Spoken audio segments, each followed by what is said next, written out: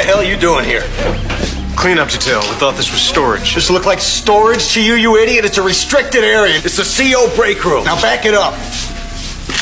Back it up now! I spent a whole month. Finally broke through the concrete wall between buildings. Could go directly from my own cell into the infirmary, then escape from the infirmary. But my brother Lincoln was on death row. He was sentenced to solitary confinement. I had no way to get into his cell. I carefully examined the prison's blueprints, right where the steam pipes and drainage pipes intersected. There was a storage room right above it. If we could drill a hole here, then everyone could meet up in the infirmary and escape together. But John warned me. This area was off limits. Prisoners weren't allowed to work there, unless there was a fire that needed repairs.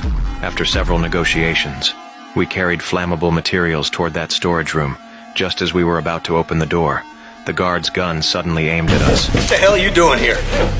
Cleanup detail. We thought this was storage. Does it look like storage to you, you idiot? It's a restricted area. It's a CO break room. Now back it up. Back it up now! Sorry, officer. Won't happen again.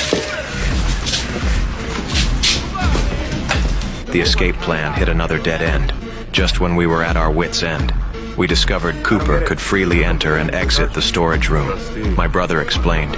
He'd been here for 50 years already. The guards all trusted him. I planned to have a chat with him.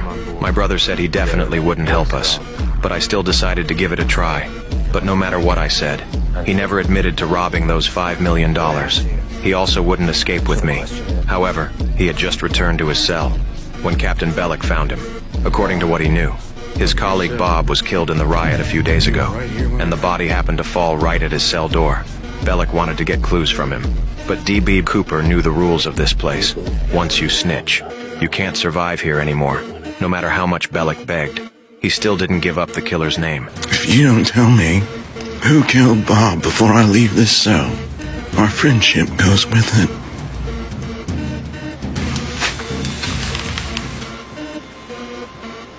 It's a nice cat. The next day when he returned, he saw the cat on the bed wasn't moving. Its body was already stiff. He felt extremely angry. This cat was his only emotional support in prison. Everyone knew this must have been Bellick's doing. He showed a vicious expression for the first time, so he immediately went to the guard break room, put the coffee pot with rubber adhesive on the power source, then opened Bellick's locker, took out a cigarette. Looking at that ugly face on the wall, he finally decided to light the lighter. Before long, the break room was filled with thick smoke. Happiness came so suddenly, he walked past me. Thanks. I didn't do it for you. Found the source. Someone in here smoked these? Bilsons? Bellick. The next day, to repair the burned break room, we were quickly assigned to come in. What we needed to do now was smash a hole in the floor to prepare for the future escape. Over the next few days, we started hammering the floor through cotton blankets. I assigned someone to specifically keep watch. Then everyone secretly threw the smashed debris where no one would notice. Later, the drug dealer Benjamin noticed something unusual, although he didn't know what we were doing. Even worse, Captain Bellick suddenly found John. The reason John used to manage the prison factory was because his friend outside regularly sent money to Bellick's account. But this month he hadn't received any benefits. Bellick threatened him. If the money didn't come through, someone else would manage the prison factory. John quickly called and learned his friend had refused to pay. If he lost the privilege of managing the prison factory, then the hole they smashed would be discovered. A few days later, Bellick transferred the management of the prison factory to another prisoner. They picked up tools and headed toward the break room with the hole. Watching these people going in and out of the break room, we were anxious as hell.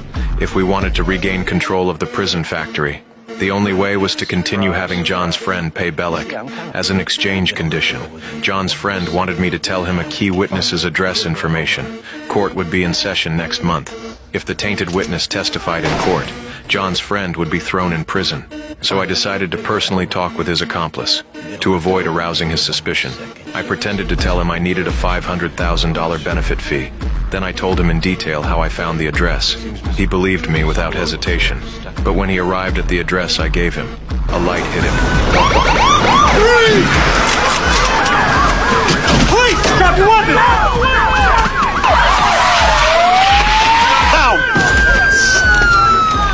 I gave them a fake address. because this key witness was a good person. After Bellick got the money, John also regained control of the prison factory. Now the hardest part had been broken through. There were still 20 inches left to the tunnel.